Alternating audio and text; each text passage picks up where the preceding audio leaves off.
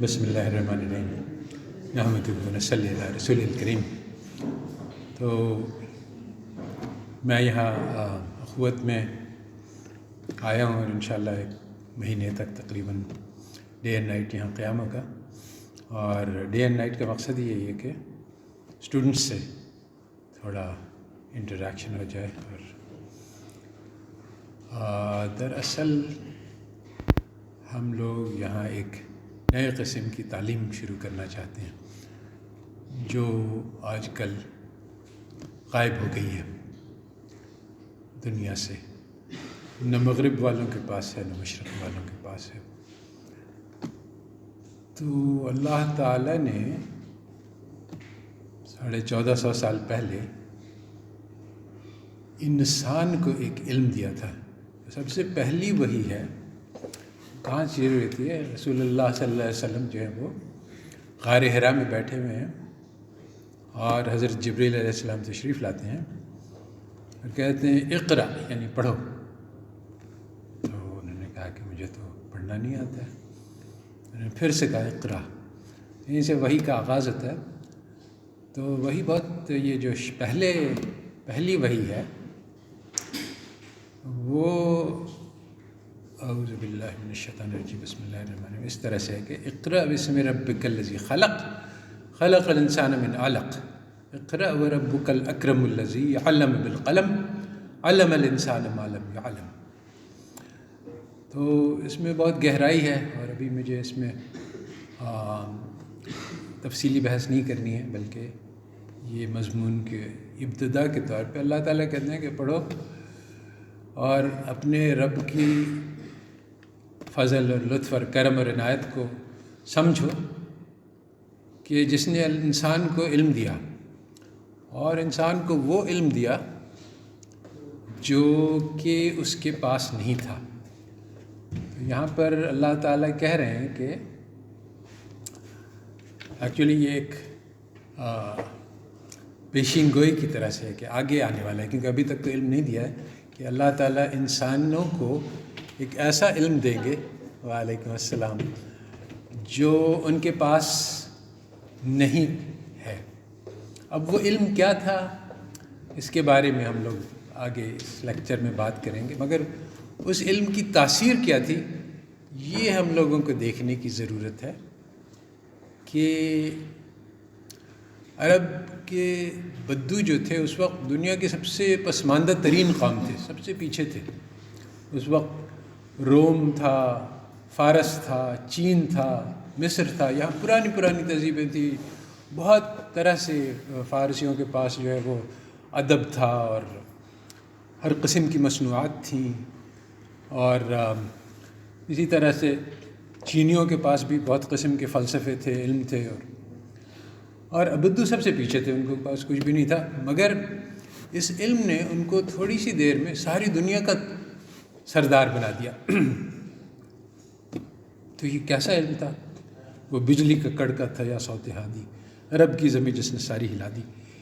تو وہ علم کیا علم تھا، اور کیا اس علم کی آج بھی وہی تاثیر ہے جو 14.5 سال پہلے، کہ وہ آج پھر بھی مسلمان اسی طرح سے اندھیرے میں ہیں، جہالت میں ہیں، تاریکی میں ہیں؟ تو کیا یہ علم آج بھی وہ معجزہ کر کے دکھا سکتا ہے جو اس نے 14.5 سال پہلے کیا تھا، کہ سب سے بیکورڈز قوم کو اٹھا کے دنیا کا سردار بنا دے؟ تو ہر مسلمان کے لیے کہنا لازم ہے کہ ہاں یقیناً، مگر اگر ایسا ہے تو پھر بات بہت عجیب ہے کہ یہ علم وہ تاثیر دکھلا کیوں نہیں رہا ہے؟ ہمارے پاس تو قرآن موجود ہے، حدیث بھی موجود ہے، تو پھر آخر کیا بات ہے کہ ہم لوگ اس علم کی تاثیر دیکھ نہیں رہے ہیں؟ تو اب اس کی بہت تفصیل ہے اس کی بحث کی، مگر ہم یہاں پہ صرف یہ کہتے ہیں کہ وہ علم ہمارے پاس ایک حدیث میں آیا تھا کہ اسلام اجنبی بن کر آیا تھا اور اجنبی بن جائے گا۔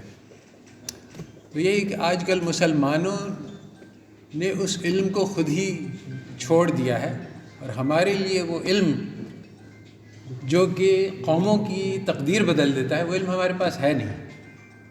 اور آج کل ہم لوگ کیا کر رہے ہیں کہ اس علم کو حاصل کرنے کے بجائے اہل مغرب کے علوم حاصل کرنے کی کوشش کر رہے ہیں۔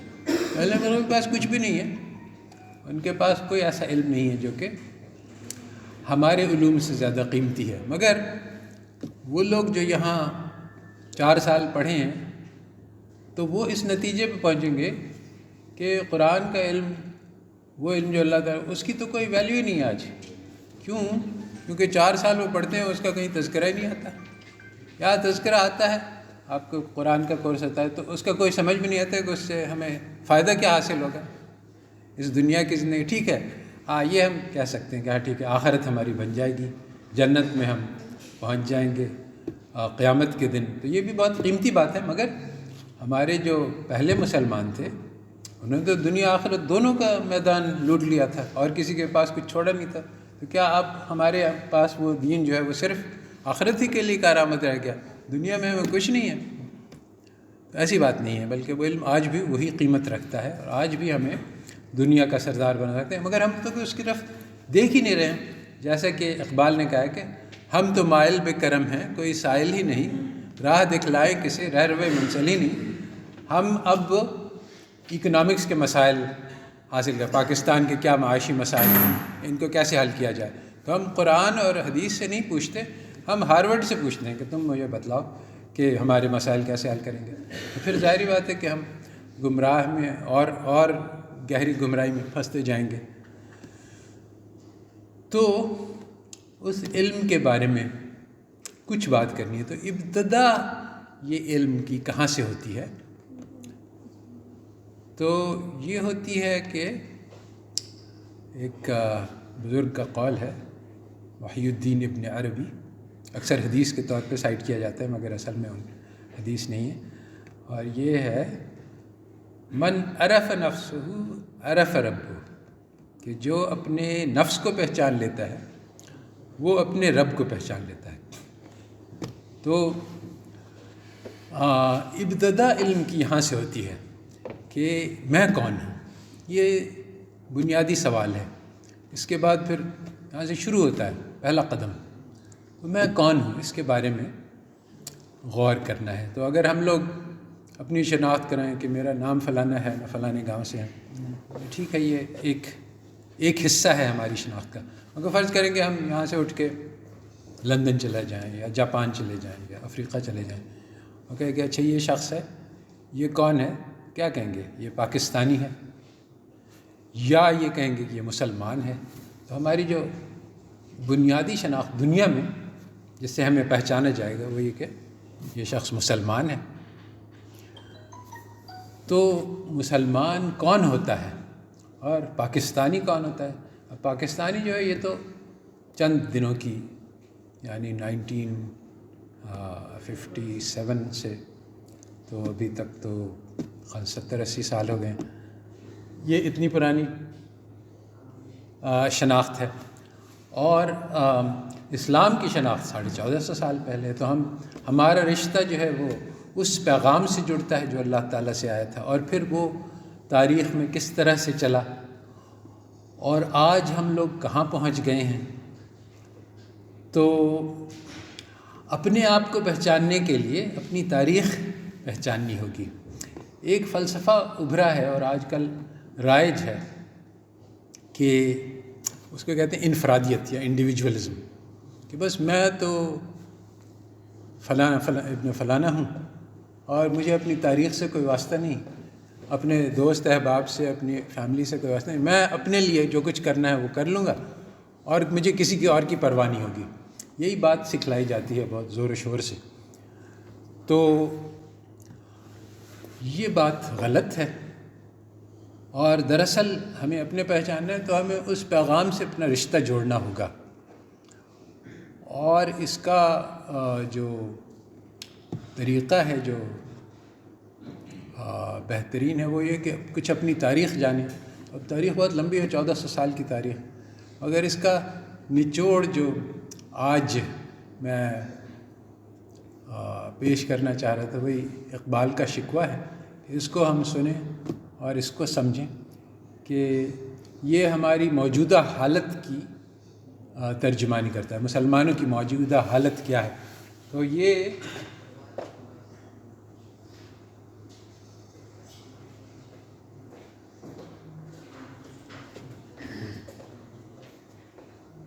اس میں آڈیو آ جائے گا یہاں پہ.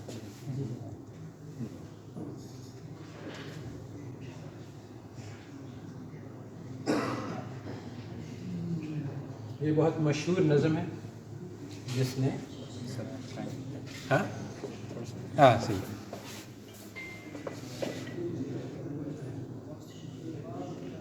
اس کو میں بیچ بیچ میں سٹاپ کر کے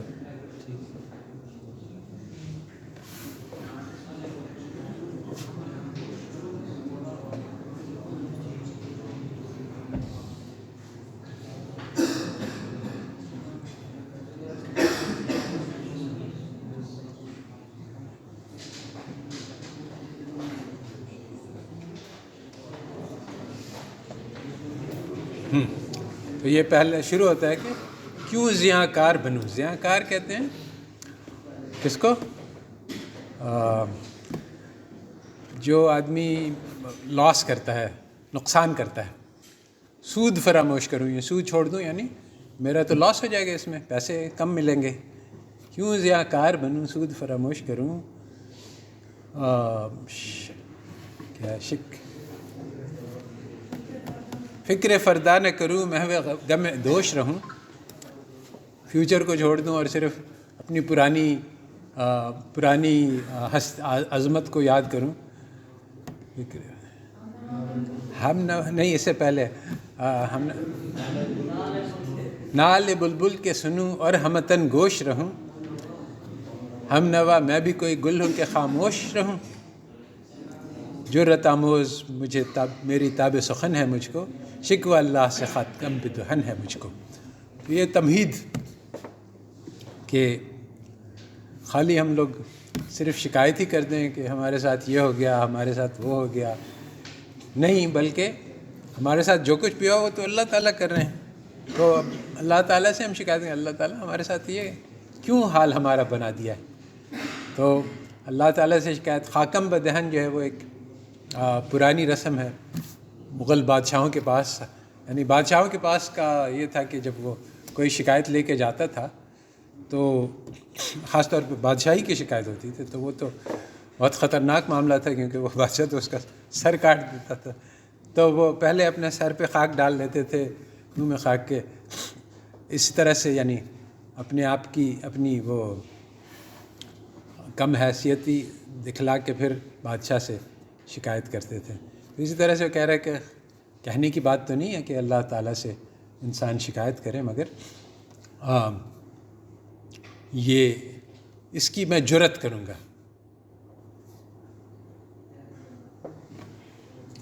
یہ سامنے نہیں آ رہا ہے.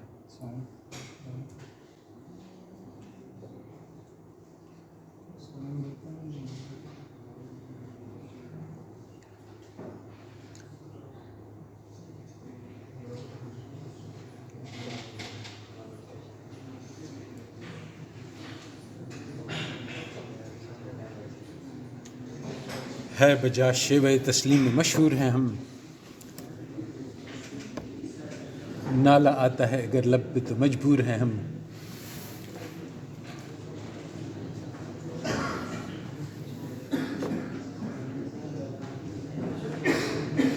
Technological problems.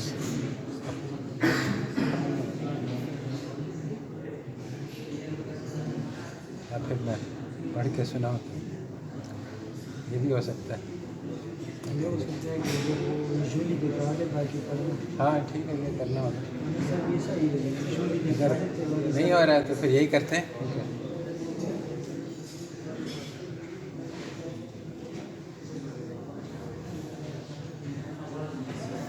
چلیں پھر ایسے ہی کرتے ہیں.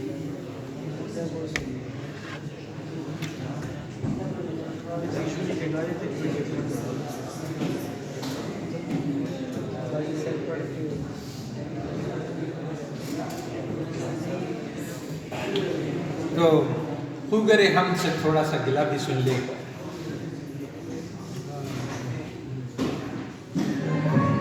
ارے آ گیا. تھی تو موجود ازل سے ہی تیری ذات قدیم، پھول تھا زیر چمن اور میں پریشاں تھی شمیم۔ یہ تو سمجھ میں آ گیا نا سب لوگ؟ شمیم وہ ہوا ہوتی ہے جو پھولوں پہ چلتی ہے تو اس کی خوشبو پھیلتی ہے۔ تو کہہ رہے ہیں کہ آپ کی ذات تو ہمیشہ سے موجود ہے، پھول تو موجود ہے مگر شمیم نہیں چل رہی ہے، تو ہوا نہیں چل رہی ہے، تو پھر خوشبو کیسے آئے گی؟ شرط انصاف ہے اے صاحب الطاف امین، پھول گل پھیلتی کس طرح جو ہوتی نہ نسیم۔ یہ کلیئر ہے کہ آپ بھی انصاف کریں اے صاحب الطاف امین۔ الطاف جو ہے وہ فیورز کہتے ہیں، یعنی لطف، یعنی تو امیم عام سے یعنی سب لوگوں کے لیے، آپ کے فیور، آپ کی مرضی، آپ کی مہربانیاں تو سب کے لیے ہیں، تو ذرا انصاف کریں۔ آپ خوشبو، آپ تو پھول ہیں اور ہمیشہ سے موجود ہیں، مگر آپ کی خوشبو کیسے پھیلتی ہے اگر ہوا نہیں چلتی؟ ہم کو جمعیت خاطر ہی پریشانی تھی، ورنہ امت تیرے محبوب کی دیوانی تھی۔ تو ہم لوگ نے یہ کام کیا۔ ہم سے پہلے تھا عجب تیرے جہاں کا منظر، کہیں مسجود تھے پتھر، کہیں معبود شجر، خوبرے پیکر محسوس تھی انسان کی نظر، مانتا پھر کوئی اندیکھے خدا کو کیوں ڈر۔ سمپل سے ہے، یعنی سمجھ میں آ رہا ہے نا سب؟ تجھ کو معلوم ہے دیتا تھا کوئی نام تیرا، قوت بازو مسلم نے کیا کام تیرا۔ چیلنج کر رہا ہے اللہ تعالیٰ یہ اسی پہ اقبال پہ کفر کے فتوے لکھے تھے، مگر یہ اصل میں پیار کا شکوہ ہے۔ یہ بہت اہم بات ہے کہ اللہ تعالیٰ سے شدید محبت کے جذبے کے ساتھ یہ کیا جا رہا ہے، ورنہ واقعی اس میں کفر کے پہلو میں کیا ہے، ہم نے تمہارا کام کیا۔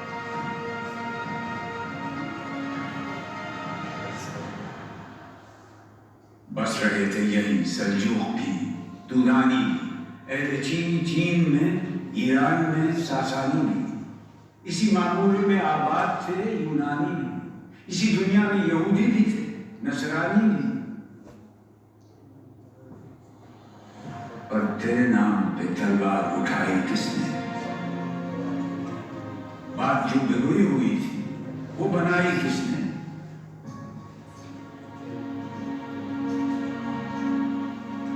کہ ہم ہی ایک تیرے مار کا خشکیوں میں کبھی لڑتے، کبھی دریاؤں میں، تیرزانے کبھی یورپ کے کلیساؤں میں، کبھی افریقہ کے تپتے ہوئے صحراؤں میں،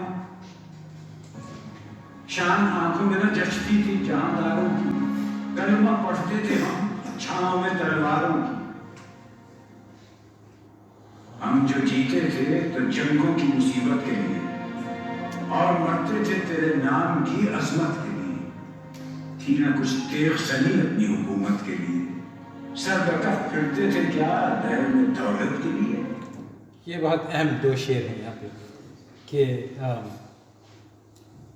تھی نہ کچھ تیغ زنی اپنی حکومت کے لیے، بہت اہم بات ہے، کیونکہ کہہ رہے ہیں کہ یہ اور یہ اکثر یعنی یہ الزام ڈالا جاتا ہے مسلمانوں کے کہ ہم بھی، کہ یہ جو کالونائزرز ہیں دنیا میں، انہوں نے بھی وہی کام کیا جو مسلمانوں کی ساری دنیا کو فتح کر لیا، ہم نے بھی ساری دنیا کو فتح کیا۔ تو یہاں پہ یہ اقبال بتلا رہے ہیں کہ یہ ہم نے جو تلوار سے جنگیں لڑی، یہ ہم نے حکومتوں پہ قبضہ کرنے کے لیے نہیں لڑی، اور اس کا بہت یعنی پکا ثبوت ملتا ہے تاریخ سے کہ انہوں نے جہاں جہاں گئے، جیسے ایران میں گئے تو انہوں نے حکومت ایرانیوں کے ساتھ شیئر کی، ایرانیوں کو مسلمان کیا، اور وہ بھی زبردستی نہیں، جو خوشی سے مسلمان ہوتا تھا اس کو کرتے تھے، نہیں تو ان کو آزاد چھوڑ دیتے، اپنے دین پہ چلو۔ اور ان کے دولت حضرت عمر نے کہا کہ ہم یہ ان سے زمین پہ قبضہ نہیں کریں، جس کی جو زمین ہے وہ اس کے پاس رہے گی۔ انہوں نے الگ سے چھاونی بنائی سولجرز کے لیے کہ وہ اس میں نہیں آئیں، جیسے آج کل ہوتا ہے کہ قبضہ کر لیا تو وہاں کے سارے مال ہمارے ہیں، سارے لوگ ہمارے ہیں۔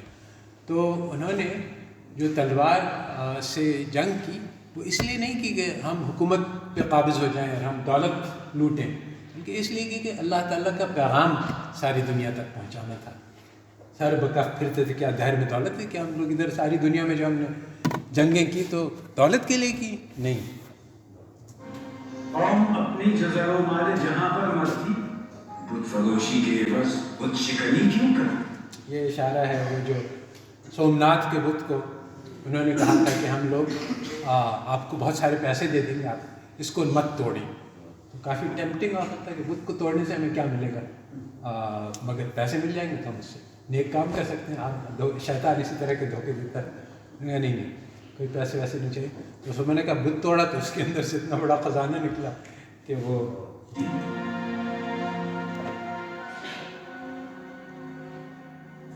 ڈر نہ سکتے تھے. اگر جنگ میں اڑ جاتے تھے، پاؤں شیروں کے بھی میدان سے اکھڑ جاتے تھے. تجھ سے سرکش ہوا کوئی تو بگڑ جاتے تھے. تیغ کیا چیز ہے، ہم توپ سے لڑ جاتے تھے.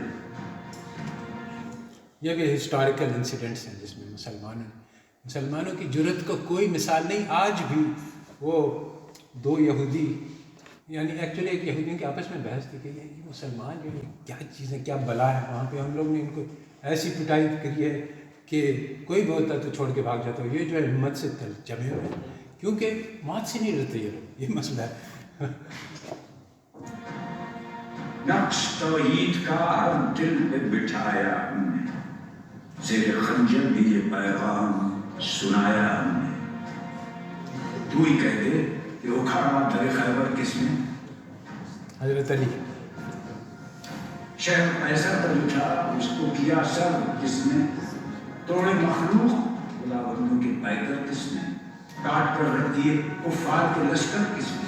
کس نے ٹھنڈا کیا آتش قدائے ایران کو؟ کس نے زندہ کیا تذکرہ یزداں کو؟ کون سی قوم فقط تیری طلبگار ہوئی اور تیرے لیے زحمت کا شکایتگار ہوئی؟ کس کی شمشیر جہانگیر جاندار ہوئی؟ کس کی تدبیر سے دنیا تیری بیدار ہوئی؟ کس کی ہیبت سے صنم سہمے ہوئے رہتے تھے، منہ کے بل گر کے وہ اللہ احد کہتے تھے؟ آ گیا اے لڑائی میں اگر وقت نماز، جملہ روح ہو کے زمین بوس ہوئی اور میں اجاز. ایک ہی صف میں کھڑے ہوئے محمود و ایاز، نہ کوئی بندہ رہا اور نہ کوئی بندہ نواز. یہ بہت اہم بات ہے کہ اسلام میں ہر انسان برابر ہے، اور ہم لوگ یہاں ہندوؤں کے ساتھ رہ رہے کہ نا ہمارے اندر وہی مسئلے پیدا ہوتے ہیں کہ کوئی بڑا ہے کوئی چھوٹا ہے، ذات اور یہ ساری جو ہندوؤں والی باتیں ہیں، مزاج وہ پیدا ہو گیا مسلمانوں میں. بندہ ہو صاحب ہو محتاج و غنی ایک ہوئے، تیری سرکار میں پہنچے تو سبھی ایک ہوئے. محفل کون و مقام میں سحر و شام پھرے، میں توحید کو لے کر صفت جام پھرے. وہ میں دشت میں لے کر تیرا پیغام پھرے، اور معلوم ہے تجھ کو کبھی ناکام پھرے. یہاں پہ پھر سے چیلنج دیے تھے اللہ تعالیٰ. دشت تو دشت ہیں، دریا بھی نہ چھوڑے ہم، بحر ظلمات میں دوڑا دیے گھوڑے ہم نے. صفحہ دہر سے باطل کو مٹایا ہم نے، نو انسان کو غلامی سے چھڑایا ہم نے. کس کی غلامی سے چھڑایا آپ نے؟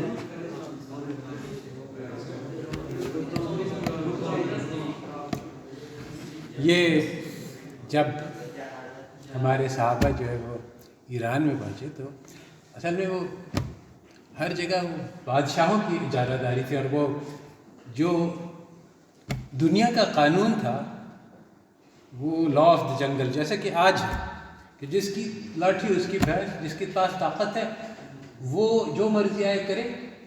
جو غریب ہے، جو مظلوم ہے، اس کا تو بنتا ہی ہے کہ اس کو قتل کیا جائے، مارا جائے، کیونکہ اس کی کمزوری ہی اس کا وہ ہے. اور حق جس کے پاس ہاتھ میں طاقت ہے وہ اس کے پاس سارے حقوق ہیں، اور اس بات کو سب لوگ تسلیم کرتے ہیں، یعنی غریب بھی اس کو مانتا تھا، امیر بھی۔ تو یہ انہوں نے جو انسان جو ہے وہ انسانی کا غلام تھا، اور وہ جب پیغام لے کے پہنچے ایران کے بادشاہ کے پاس ہمارے صحابی، تو انہوں نے کہا کہ انہوں نے پوچھا کہ تم کس لیے آئے ہمارے پاس؟ تم لگتا ہے کہ تم صحرا میں فقر و فاقے کی زندگی گزارے، تمہیں پیسے چاہیے تو ہم تمہیں کچھ پیسے دے دیتے ہیں، تم واپس چلے جاؤ صحرا میں۔ ہم اس لیے نہیں آئے ہیں، ہم تم کو انسان کی غلامی سے چھڑا کر اللہ تعالیٰ کی غلامی میں لے جانا چاہتے ہیں اور دین کی آزادی تک پہنچانا چاہتے ہیں۔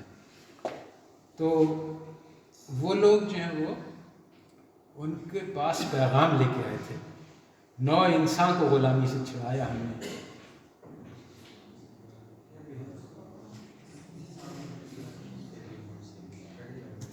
تیرے کعبے کو چبینوں سے بسایا ہم نے، تیرے قرآن کو سینوں سے لگایا ہم نے، پھر بھی ہم سے یہ گلا ہے کہ وفادار نہیں، ہم وفادار نہیں، تو ہی تو دلدار نہیں۔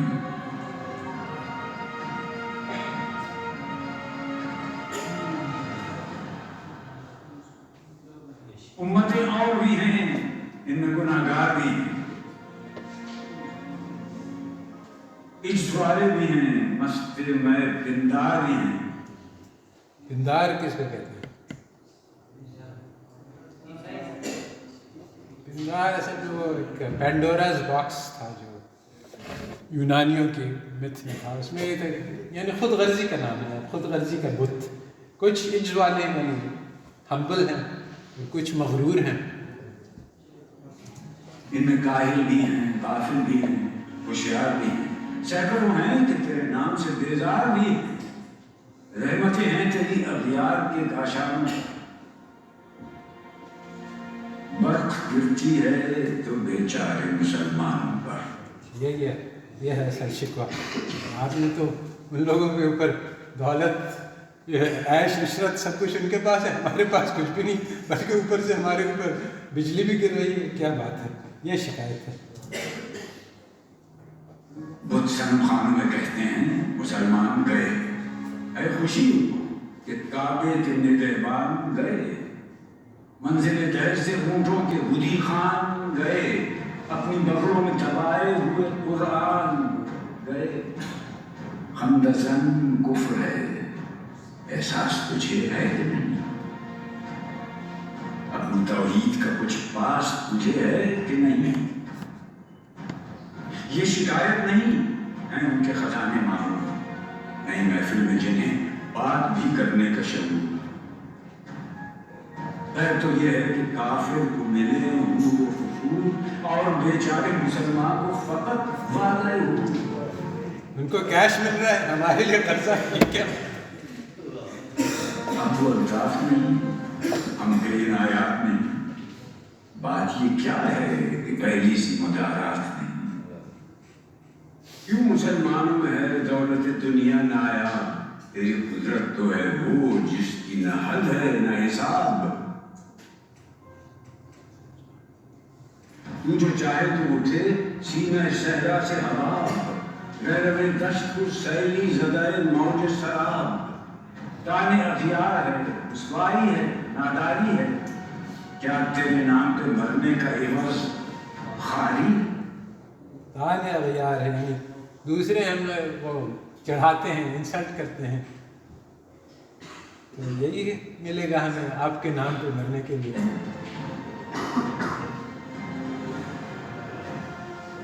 بنی اغیار کی اب جانے والی دنیا رہ گئی اپنے لیے ایک خیالی دنیا، ہم تو رخصت ہوئے اوروں نے سنبھالی دنیا، پھر نہ کہنا ہوئی توحید سے خالی دنیا۔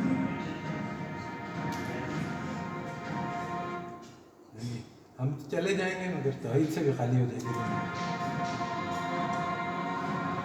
ہم تو جیتے ہیں کہ دنیا میں تیرا نام رہے، کہیں ممکن ہے کہ ساتھی نہ رہے جان رہے۔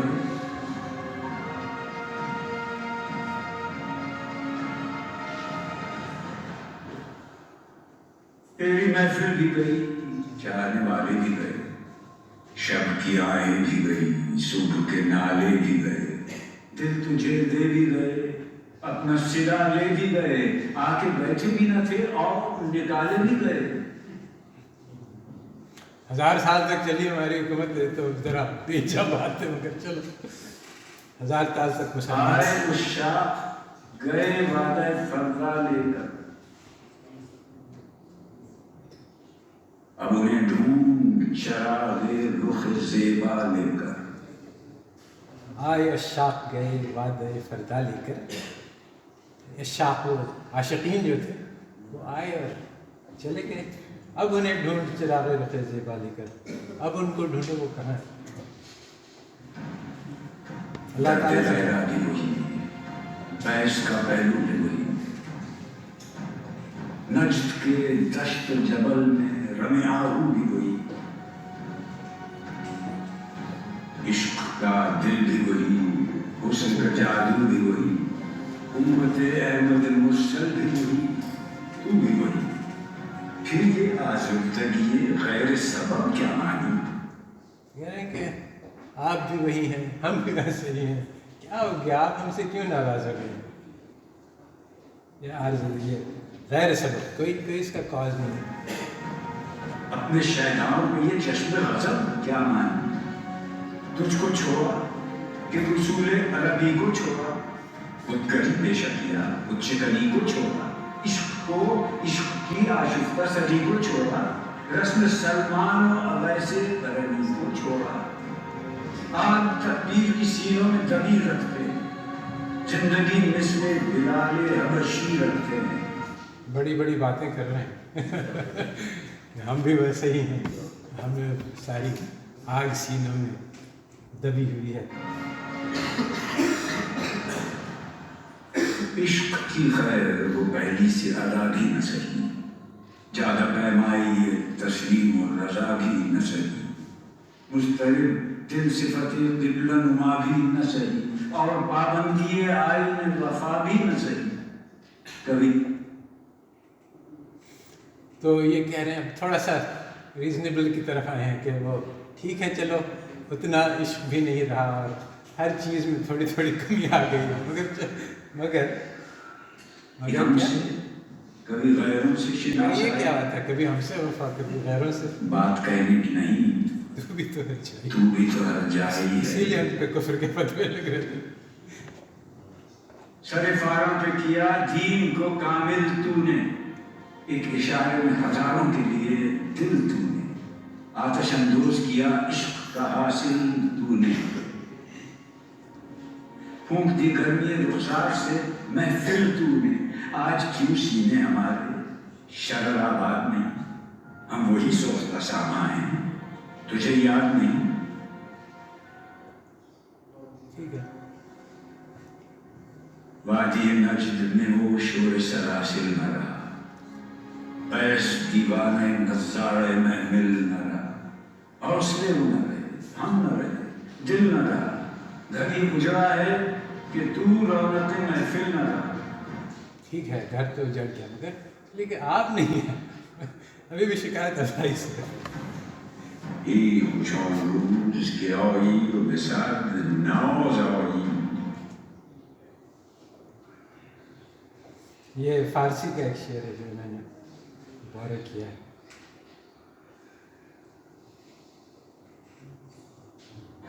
بی جوان سوی محفل ما باز آیی،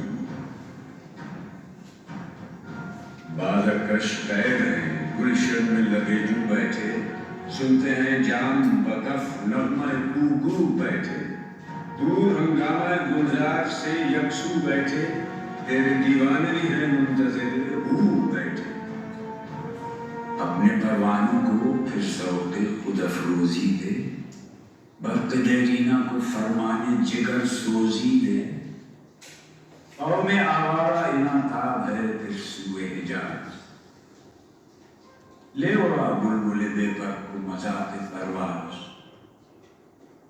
ٹھیک ہے، یعنی اب ہمارے پاس پر نہیں، مگر وہ شوق بھی باقی ہے، تو اسی شوق سے ہم اڑا دیں۔ مسترد باغ کے ہر گنچل ہے بوئے نیاز، تو ذرا چھیڑ تو دے تشنہ مضراب ہے صاحب. کہ ہر بو کے پھول کے اندر خوشبو باقی ہے. اور یہ ساز جو ہے وہ ہوتا ہے نا، ساز چلتے ہیں نا، تو مضراب جو ہے اس پہ وہ جو اسٹرنگ ہوتی ہے جس سے اس کو چھیڑا جاتا ہے. اللہ تعالیٰ ساز موجود ہے، آپ اس کو چلاتے ہیں اس کو. نغمے بےتاب ہیں تاروں سے نکلنے کے لیے، دور مستر ہے اسی آگ میں جلنے. نغمے بےتاب ہیں تاروں سے نکلنے کے لیے. سانگ تو اندر ہے پوٹینشل، اس کو آپ ذرا چھیڑ دیں تو نکل آئے گا. اور دور مستر ہے، دور جو ہے اس کو پھر سے بےتاب ہے کہ پھر سے مجھے اسی آگ میں جلا دیا جائے، اللہ تعالیٰ کی عشق کی آگ میں. ہم لوگ مشکلیں امت مرحوم کی آسان کر دے، مورے بے مایا کو ہم دوش سلیمان کر دے، جن سے نایاب محبت کو پھر ارزاں کر دے. ہند کی یعنی وہ محبت اب نایاب ہو گئی تو پھر سے اس کو پھیلا دیجیے کہ دیر نشینوں کو مسلمان کر دے. جوی خون نیچے کلاس حسرت دیری نئے ماں میتقد ناله به نشتر کلیه سینه ما. بوئے گل لے گئے بیرون چمن راز چمن، کیا قیامت ہے کہ کل پھول ہیں غماز چمن. عہد گل ختم ہوا ٹوٹ گیا ساز چمن، اڑ گئے ڈالیوں سے زمزمہ پرداز چمن. ایک بلبل ہے کہ ہے محض ترنم اب تک. یہ اب اپنی بات کر رہا ہے. باغ جو ہے وہ جاڑ ہو گیا، ایک بلبل جو ہے وہ ابھی تک نغمہ سنا رہا ہے. اس کے سینے میں ہے نغموں کا تلا تم اب تک. عمریاں شاخ سروبر سے گریزاں بھی ہوں، پتیاں پھول کی جھڑ جھڑ کے پریشاں بھی ہوں. وہ پرانی روشیں باغ کی ویراں بھی ہوئی، ڈالیاں پیرہنے برگ سے اڑیاں بھی ہوں. قید موسم سے طبیعت رہی آزاد اس کی، کاش گلشن میں سمجھتا کوئی فریاد اس کی. یہ اب ہم لوگوں سے کہہ رہے ہیں کہ گلشن میں تو ہم لوگ ہیں، اور میں یہ جو شکوہ کر رہا ہوں کاش اور بھی میرے سمجھنے والے ہوتے کہ میں کیا کہہ رہا ہوں. کس لطف مرنے میں ہے باقی نہ مزہ جینے میں، کچھ مزہ ہے تو یہی خون جگر پینے. کتنے بیتاب ہیں جوہر میرے آئینے میں، کس قدر جلوے تڑپتے ہیں میرے سینے میں. اس گلستان میں مگر دیکھنے والے ہی، داغ جو سینے میں رکھتے ہوں وہ لالے ہی نہیں. چاک اس بلبل تنہا کی نوا سے دل. اب یہ کہہ رہا ہے کہ میرے اس نغمے سے دل پھٹ جائیں تاکہ پھر سے وہ غم پیدا ہو جائے، امت کے دل میں وہ محبت پیدا ہو جائے جس سے ساری دنیا بدل گئی تھی. اور اب جو ہے مسئلہ یہ ہے کہ ہمارے دل سخت ہو گئے ہیں، اس میں عشق نہیں ہے اللہ تعالیٰ کے جو سب چیزوں کی جڑ. جاگنے والے اسی باغ طلا سے دل، یعنی پھر زندہ نئے عہد وفا سے دل، پھر اسی باغ دیرینہ کے پیاسے دل.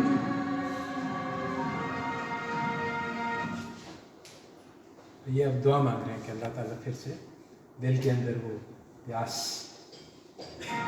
پیدا کر دے. عجبی خم ہے تو کیا، میں تو حجازی ہے میری.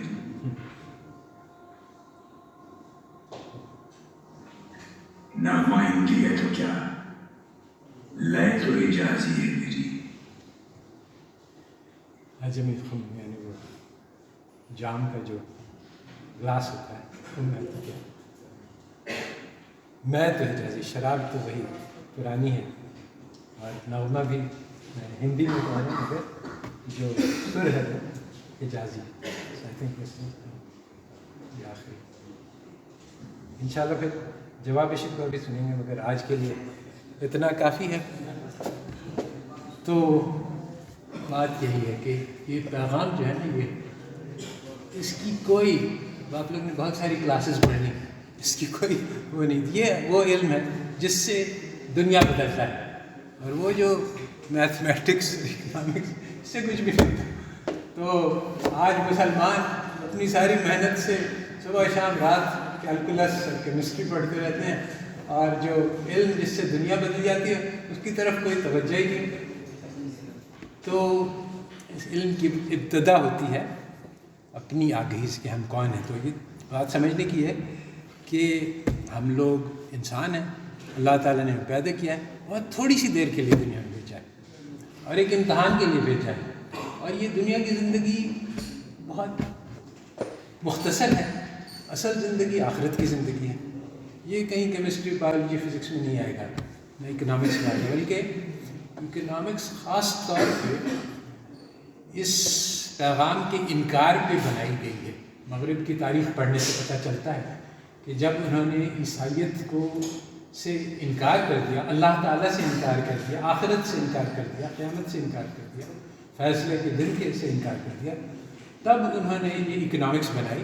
اور اس اکنامکس میں آپ لوگوں نے پڑھا ہوگا، پڑھیں گے کہ ریشنل بیہیویئر، ریشنلٹی کہتے ہیں عقل مندی کو. تو عقل مندی کا بیہیویئر یہ ہے کہ دنیا کی لذتوں کو میکسیمائز کیا جائے. کیوں؟ اس لیے کہ آخرت نہیں ہے. جو آخرت میں بلیو کرتا ہے وہ بیوقوف ہے. تو یہ تو اکنامکس تو دین کے انکار پہ بنائی گئی ہے، جو ماڈرن اکنامک تھیوری ہے. تو اب ہم اس کو پڑھ رہے ہیں، بڑی یعنی دردناک بات ہے. تو انشاءاللہ ہم لوگ یہاں خود میں ایک نئے قسم کی تعلیم کی بنیاد ڈالنے والے ہیں، جس میں ہم اصل اکنامکس پڑھائیں گے. اور اس میں ہم لوگ جو زندگی کے سب سے اہم ترین سوال ہے وہ یہ ہے کہ یہ ہماری مختصر سی زندگی، چند گھنٹے ہیں دنیا کے، ان کو کس طرح سے صرف کرنا چاہیے، کون سا سب سے زیادہ اچھا. یہ ہر انسان کے لیے، چاہے ہندو ہو، مسلم ہو، کافر ہو، اس کے لیے سب کے لیے یہی ہے کہ بھئی تھوڑا سا وقت ہے ہمارے پاس، زیادہ تو نہیں ہے. تو اس تھوڑے سے وقت کو کیسے ہم سب سے زیادہ قیمتی بنا سکتے ہیں. تو جو سبق یہ جو ویسٹرن تعلیم ہمیں دیتی ہے وہ یہ کہتی ہے کہ زندگی کا مقصد پیسے بنانا ہے. تو جو آدمی سب سے زیادہ پیسہ بنا لے گا وہی کامیاب ہے.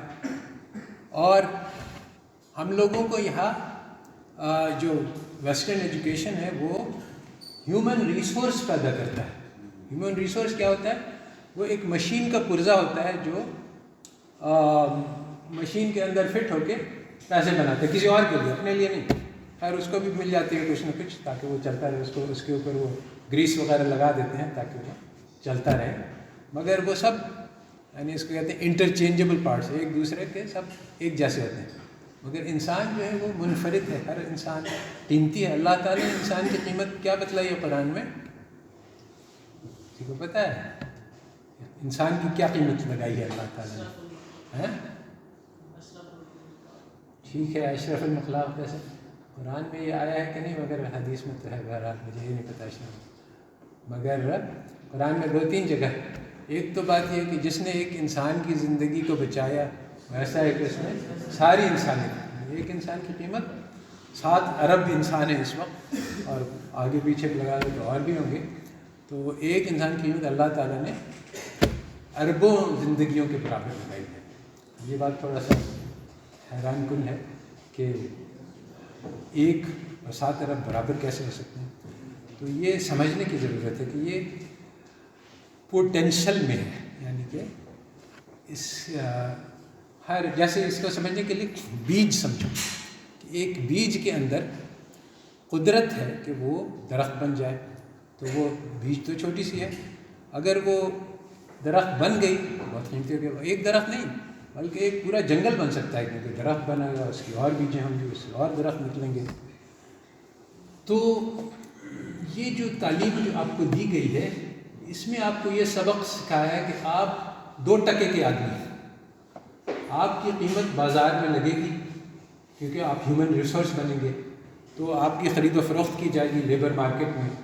تو جس کی قیمت زیادہ لگی، اگر کسی کو 10,000 کی جاب مل گئی تو وہ 10,000 کی قیمت ہے، کسی کو 1 لاکھ کی جاب مل گئی تو وہ زیادہ قیمتی ہے، کسی کو 5 لاکھ کی، واہ تو اس سے زیادہ کیا ہو سکتا ہے. تو یہ بہت بڑا دھوکہ ہے کہ انسان کی قیمت پیسے ادا ہی نہیں کرتے. ساری دنیا کا خزانہ ایک انسان کے 1 گھنٹے کو بھی نہیں خرید سکتا، مگر فی الحال ہم سب بکری کا مال ہیں، کیونکہ ہمیں اس طرح سے کنڈیشن کیا گیا ہے. میں کہا کہ اچھا جی مجھے کام کروانا ہے، کافی گندا کام ہے، مگر میں تمہیں 5 لاکھ دوں گا، 10 لاکھ دوں گا، 15 لاکھ دوں گا، 20 لاکھ دوں گا. تو کوئی نہ کوئی انسان کی قیمت پڑ جائے گی. ہاں بھائی اتنے میں جو ہے میں بہت کچھ کر دوں گا، ٹھیک ہے معافی مانگ لوں گا گناہ سے، اور مسجد بنوا دوں گا تو اس لیے ہو جائے. مگر ہمارے صاحب جو ہے بک نہیں سکتے تھے کسی بھی حکومت. ساری دنیا کا خزانہ ان کے سامنے رکھ دو.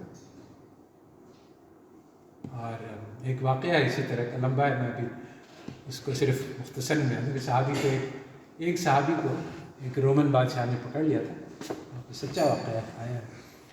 تو وہ کوشش کر رہا تھا، کیونکہ یہ لوگ ان کے بڑے کارنامے تھے کہ بہت چھوٹی تعداد میں بڑے بڑے آرمیوں کو اڑا دیتے تھے. اس نے کہا کہ یہ بہت قابل آدمی، اس نے ہر قسم کا اس کو رشوت دی کہ میں تمہیں پیسے دے دوں گا، اپنی بیٹی سے بیاہ دوں گا وغیرہ وغیرہ. مگر وہ اس نے قبول نہیں کیا، انہوں نے قبول نہیں کیا. میں نے کہا اچھا آخر میں کیا تمہیں دے سکتا ہوں جس سے تم میری بات مان لو تو میرے ساتھ ہو جاؤ. تو انہوں نے کہا کہ اگر تم مجھے ساری دنیا کا خزانہ دے دو اور مجھ سے صرف یہ کہو کہ میں ایک پل کے لیے اپنا دین چھوڑ کے کافر ہو جاؤں، تمہارے ساتھ ہو جاؤں، اور پھر وہ اس کے بعد توبہ کر کے پھر سے مسلمان ہو جائیں، یہ بھی مجھے نہیں چاہیے. ان کے لیے زندگی کا ایک لمحہ بھی کہ نہیں خریدا جا سکتا ساری دنیا کا خزانہ. ہم جو اپنی ساری زندگی بیچ دیتے ہیں تھوڑی سے پیسوں کے لیے. لوگ دبئی چلے جاتے ہیں اور پیسے کمانے کے لیے ساری زندگی وہاں گزار دیتے ہیں. اس لیے ہم لوگ سستے لوگ ہیں. اپنا دام انسان خود طے کرتا ہے.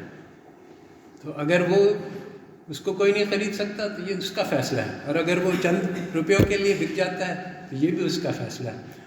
تو جو تعلیم ہمیں دی گئی ہے وہ ہمیں یہی سکھلاتی ہے کہ تم 2 ٹکے کے آدمی ہو، تمہیں اپنے آپ کو بیچنا ہے. جس کی زیادہ قیمت لگ جائے بازار میں وہی زیادہ قیمتی آدمی. تو یہ بہت بڑا دھوکہ ہے.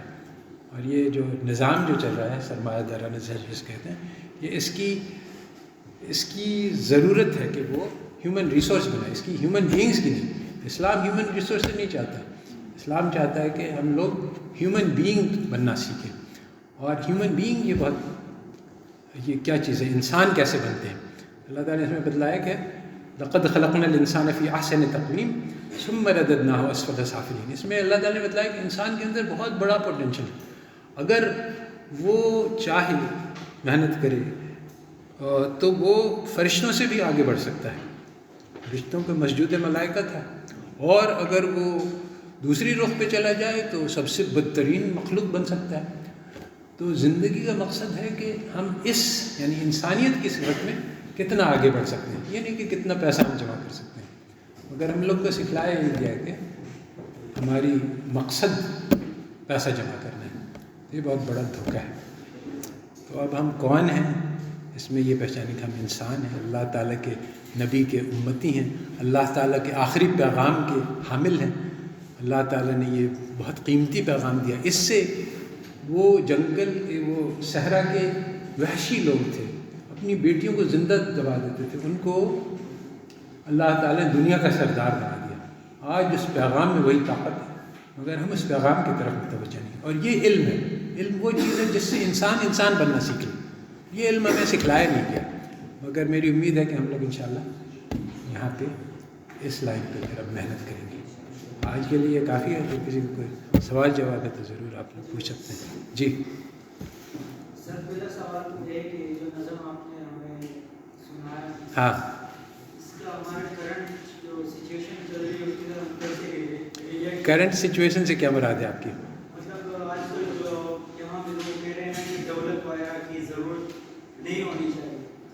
ہم نے جو جنگیں لڑی وہ مال غنیمت کے لیے نہیں، اللہ کی رضا کے لیے. صحیح. لیکن آج کل جو دور چل رہا ہے اس میں مال و دولت کے لیے بہت زیادہ ضرورت ہے.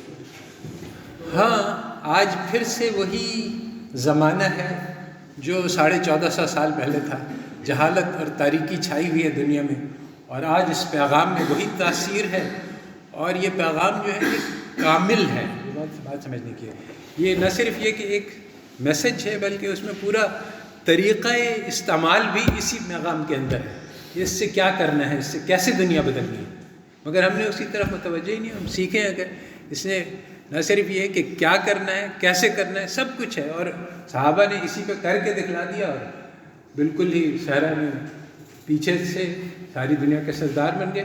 پیغام آج بھی وہی ہے، صرف ہم وہ نہیں رہے۔ حالانکہ اقبال کہتا ہے کہ ہم وہی ہیں، مگر بعد میں وہ پھر بھی کہہ دیتا ہے کہ ہاں ٹھیک ہے، اس طرح کا عشق نہیں باقی رہا۔ تو جواب شکوے انشاءاللہ بعد میں دیکھیں گے، اس میں کچھ اللہ تعالیٰ نے ان کے شکایت کا جواب دیا ہے، اور ہمیں کرنے کا کیا کام ہے۔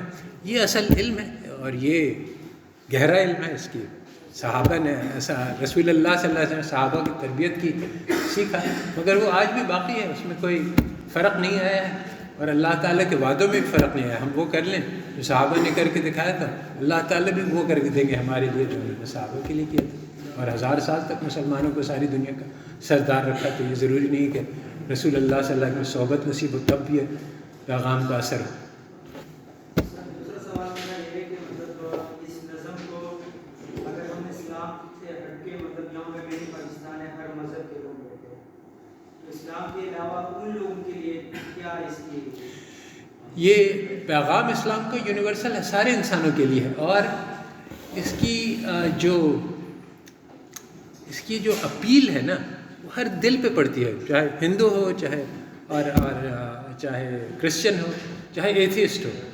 اس پیغام میں کوئی ایسی بات نہیں ہے جو کوئی کہے گا کہ یہ غلط ہے، کیونکہ یہ انسان کی فطرت ہے۔ یہ دین فطرت کا مطلب یہ ہے کہ دل کے اندر یہ پیغام بلٹ ان ہے، اور اس کے بہت سارے شواہد میں دکھلا سکتا ہوں کہ کیسے آج تو ساری دنیا یہ فلسطینیوں کی حیرت انگیز صبر کو دیکھ کے مسلمان ہو رہے ہیں۔ لوگ ایسے ہی ایٹ رینڈم، یعنی دیکھتے ہیں کہ یار اتنی بڑی مصیبت ان کے اوپر آئی، اور ان کے بل نہیں ہے۔ ایک فلسطینی کا انٹرویو تھا کہ تمہارا تو سب کچھ، گھر بھی لٹ گیا، خاندان بھی لٹ گیا، اب تم کیا کرو گے؟ تو اس نے کہا اللہ تو ہے، بس کافی ہے۔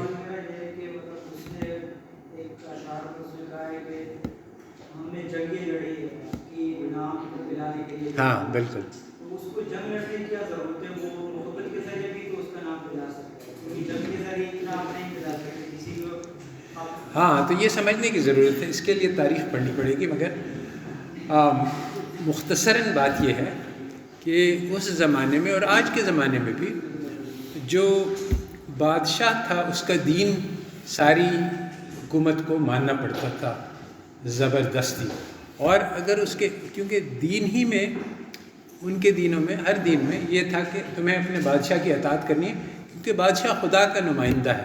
ہم لوگ نے بھی اس کو اختیار کر لیا، حالانکہ یہ بات صحیح نہیں ہے۔ تو انہوں نے کہا کہ تو اگر کوئی آدمی کہتا تھا کہ تم دین اسلام پہ چلو، تو یہ گویا ان کو بغاوت کا پیغام دے رہا تھا کہ بادشاہ کو خدا نہیں مانو اور اللہ کو خدا مانو۔ تو بادشاہ تو اس کو برداشت نہیں کرتا تھا، تو اس لیے مسلمانوں کو دین کی دعوت دینے کے لیے جنگیں لڑنی پڑی، کیونکہ اور اکثر و بیشتر، یعنی جیسے سندھ میں آئے مسلمان تھوڑے سے تھے، بادشاہ بہت ظلم کرتا تھا عوام پہ۔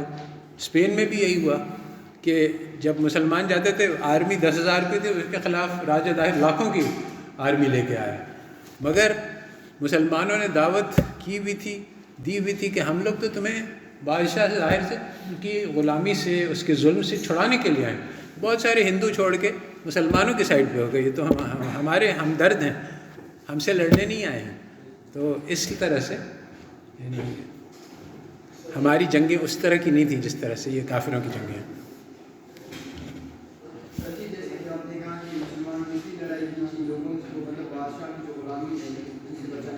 ہاں ہاں، سب سے بڑا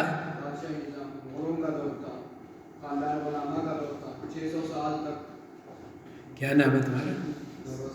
ہاں ہاں ہاں، بات یہ ہے کہ اصل میں آج کل یعنی اس زمانے میں بھی جو بادشاہت تھی وہ اس طرح کی نہیں تھی جیسے کہ یہ امپیریلزم کا دور ہے. تو جو ہمارے سامنے ذہن میں مثال آتی ہے بادشاہت کی جیسے یہ کوئین وکٹوریہ نے کی, وہ بہت ڈفرینٹ تھا. وہاں کے بادشاہ جو ہیں وہ اس میں ان کو خراج ملتا تھا مگر عوام بیسیکلی آزاد تھی. یعنی یہاں کوئی بادشاہ کے یعنی رعایا ہوتی تھی, اس میں ہندو بھی ہوتے تھے, بدھ بھی ہوتے تھے, مسلمان بھی ہوتے تھے. کسی کے اوپر کوئی مجبوری نہیں ہوتی تھی کہ تم بادشاہ کے دین پہ چلو. ہاں بر صغیر کے اندر.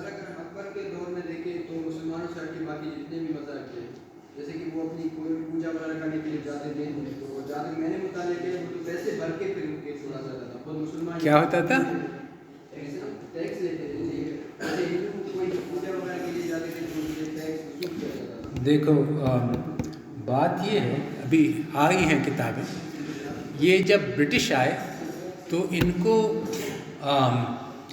یہ ضرورت پڑی کہ اپنی حکومت ڈیوائڈ اینڈ رول کے ذریعے سے انہوں نے کیا. تو انہوں نے یہ فالس ہسٹریز لکھی ہیں جس میں انہوں نے لکھا ہے کہ یہ مسلمان آئے اور قابض ہو گئے اور زبردستی انہوں نے ہندوؤں پہ بہت ظلم کیا. اس کا حقیقت سے کوئی تعلق نہیں ہے. اور یعنی مسلمان اور ہندو مل کے رہتے تھے. بادشاہ کبھی مسلمان بادشاہ ہندو بادشاہ کے ساتھ مل کے کسی مسلمان پہ چڑھائی کر دیتا تھا. یہ سب پالیٹکس تھا, اس کا دین سے کوئی تعلق نہیں تھا. اور یہ نہیں ہوا کبھی کہ مسلمانوں نے جبری طور پہ کسی کو مسلمان کیا ہو یا کسی کو اپنے دین سے روکا ہو.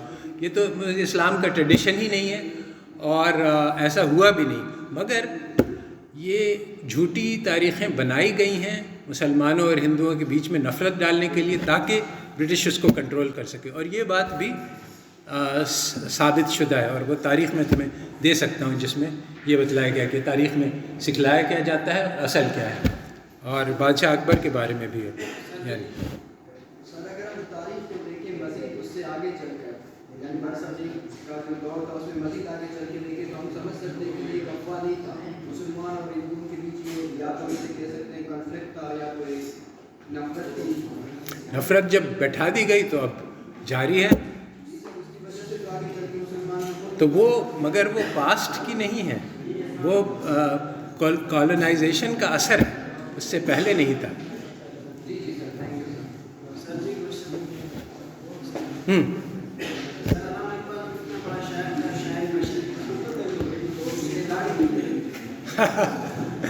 اس لیے کہ اسلام جو ہے وہ بہت فراخ دل مذہب ہے. وہ صرف داڑھی دیکھ کے مسلمان نہیں طے کرتا, اس کے دل میں دیکھتا. کیا ہوا؟ تم ساری سنتوں پہ چلتے ہو؟ تو کیا کوئی ایسا مسلمان ہے جو ساری سنتوں پہ چلتا ہے؟ ہم کیسے نہیں نا. کوئی بھی ان کے سنت کے معنی رسول اللہ صلی اللہ علیہ وسلم کا طریقہ, سنت طریقے کو کہتے ہیں. تو کوئی بھی ہے اس دنیا میں جو دعویٰ کر سکتا ہے کہ میں 100% رسول اللہ صلی اللہ علیہ وسلم کے طریقے پہ چل رہا ہوں؟ ناممکن ہے. تو ہر آدمی کسی نہ کسی چیز میں فیل کر جاتا ہے. تو ہم صرف داڑھی پہ کیوں جائیں؟ ہزاروں سنتیں, ہر کسی نے کوئی نہ کوئی سنت چھوڑی ہوئی. تو ہم کیسے اللہ تعالیٰ کی جگہ پہ بیٹھ کے کہیں کہ ہاں اس نے داڑھی چھوڑ دی تو وہ کافر ہو گیا؟ ہر انسان نے کوئی نہ کوئی سنت چھوڑی ہوئی ہے. اب کس کی سنت کی قیمت کیا ہے اللہ تعالیٰ کے ہاتھ میں؟ یہ تو اللہ تعالیٰ قیامت کے دن فیصلہ کریں گے. ہم اس کے اوپر فیصلہ کیسے کر سکتے ہیں؟ صحیح. ہاں جی کوئی سر آپ نے کہا کہ اکنامکس جو ہے یہ تو مطلب اسلام کے جو مخالف میں ہے. بالکل صحیح ہے. لیکن اکنامکس ہمیں بتاتا ہے کہ کسی بھی چیز کو اچھے طریقے سے آرگنائز کرنا, اسپیشلی ویلتھ کو. کیا بتلاتا ہے؟ میں نے بہت ساری اکنامکس کی کتابیں پڑھی, کہیں یہ میں نے سبق نہیں دیکھا. مجھے زیادہ وضاحت سے کرو. ہاؤس ہولڈ مینجمنٹ تو پرانے زمانے میں یونانی جس کو کہتے تھے اکنامکس, تو اس میں اکنامکس کا مطلب ہاؤس ہولڈ مینجمنٹ تھا. مگر ماڈرن اکنامکس میں اس کا کہیں تذکرہ نہیں ہوتا. مطلب یہ ہم سمجھنا چاہتا ہوں کہ کس طرح اسلام کے ہاؤس ہولڈ مینجمنٹ تو پرانی چیز ہے، اس میں تو کوئی اسلام سے تعارض نہیں ہے. یہ جو ماڈرن اکنامکس ہے یہ 1930s میں ایجاد ہوئی اور 1950s میں سیمولسن نے ایک ٹیکسٹ بک لکھی، اس میں اس زمانے میں یہ جو اس سے پہلے نہیں تھی. اس سے پہلے یعنی ایڈم اسمتھ کی باتیں جو ہیں وہ اتنی زیادہ پریشان کن نہیں ہیں جتنی ماڈرن اکنامکس ہیں. ویسے وہاں بھی بہت ساری پرابلمس ہیں، مگر آہستہ آہستہ جیسے اللہ تعالیٰ نے کہا ہے کہ اللہ ولی الذین آمنوا یخرجہم من الظلمات الی النور والذین کفروا اولیاءہم الطاغوت یخرجونہم من النور الی الظلمات اولئک اصحاب النار هم فیہا خالدون. تو یہ جو علم کی روشنی آہستہ آہستہ کافروں سے لے لی گئی. تو چنانچہ آج ان کا، پہلے ان کے پاس زیادہ روشنی تھی اور آج ان کا علم خالص اندھیرے پہ مبنی ہے.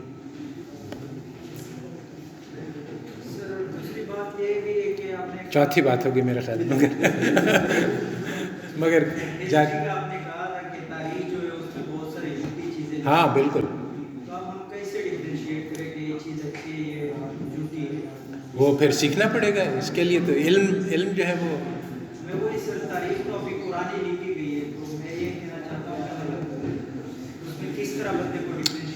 ہر روز تاریخ دان نئی تاریخ لکھتے ہیں اور پرانی لکھی گئی کتابوں سے استنباط کرتے ہیں کہ اس نے لکھا تو یہ ہے مگر حقیقت میں ایسا نہیں تھا بلکہ کچھ اور تھا. اس کے طریقے ہوتے ہیں.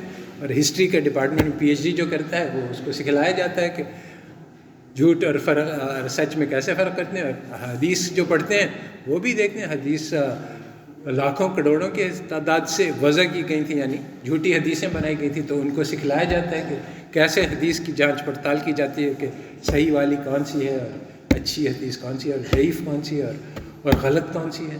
تو اس کا ایک علم ہے، مگر یہ کوئی میں تمہیں نہیں بتلا سکتا ہوں. اس کے لیے سالوں پڑھنا پڑتا ہے کہ کیسے پتہ کریں. ٹھیک.